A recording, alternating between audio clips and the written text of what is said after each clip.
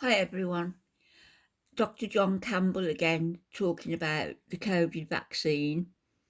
Follow the evidence wherever it leads.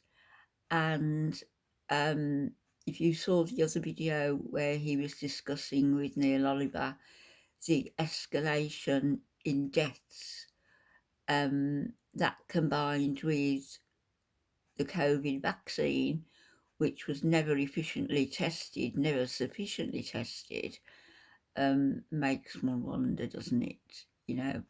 Pushing the jab when what do we know what's in it? How do we know what's in it? How do we know how it works? How do we know if it works? We just know that there's been an increase in otherwise healthy people who are falling like flies after the jab. But take a listen to this.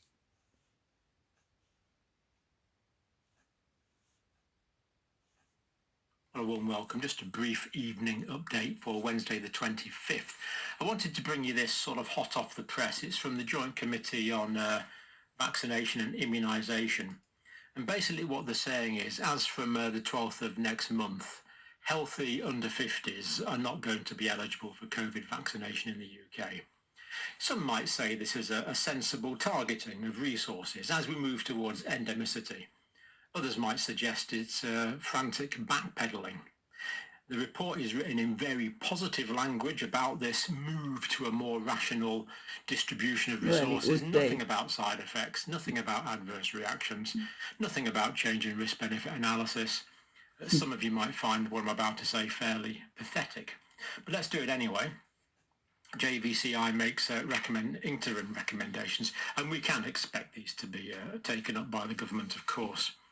Has advised that plans should be made for those at higher risk of severe COVID-19 to be offered a booster vaccination this autumn, so looking ahead. Just to so finish it's not saying that young people are at minimal risk, especially in the age of Omicron. It's not saying that we've now got huge amounts of natural immunity. It's not saying we've now got huge amounts of mucosal immunity. No, it's just a simple rationalisation and targeting of resources. Professor Lim, Chair, as the transition continues away from a pandemic emergency response towards pandemic recovery. In England, the closure of the autumn booster campaign will be on the 12th of February 2023. No more boosters. Still over 2 weeks away, I guess. The under 50s. 2.5 weeks away. Basically, it means no more boosters for healthy under 50s, which we are, of course, very pleased to see. Yeah. Similarly, the JVCI is advising that the primary course of COVID vaccination should move over the course of 2023 towards a more targeted offer. So this is going to include primary immunisation as well as the boosters fairly soon. And this is all here. Read it for yourself. Targeted.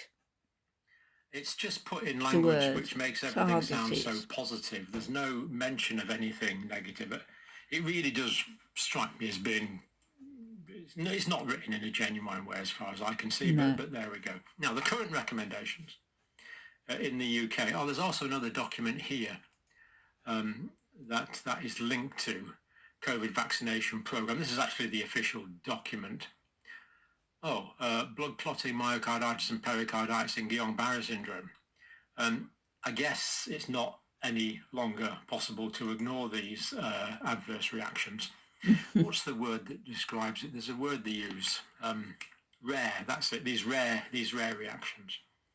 So it's good to see some honesty, at least on that site there. Now, at the moment in the UK, and let me just read it.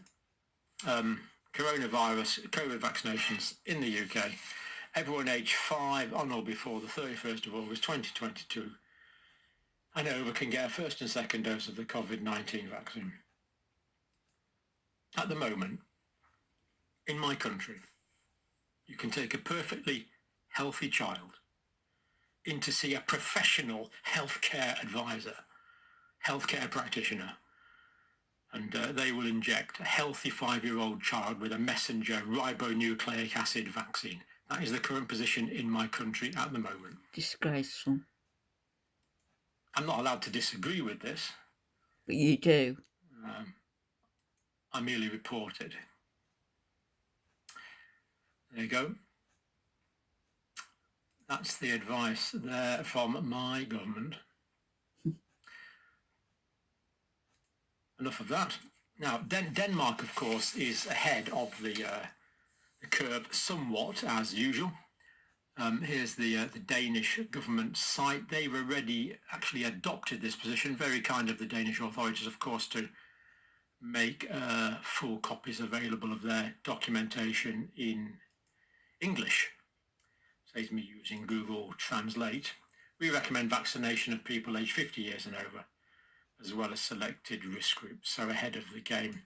Other countries have got to move to this pretty soon, haven't they? Notice the words targeted and selected. The risk of severe disease in young people from Omicron who have been previously exposed to the virus, and we all have been previously exposed now, is absolutely minimal. Risk-benefit analysis has changed, as I've been saying for,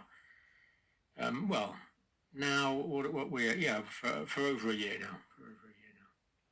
Radical change. Now, just to finish off on a completely separate matter, and this is nothing to do with the history of the mRNA vaccines, of course. Regulatory funding. This article in the British Medical Journal. Now, the British Medical Journal says industry money saturates the global leading regulators. Not my words, British Medical Journal. That's what they say, saturates.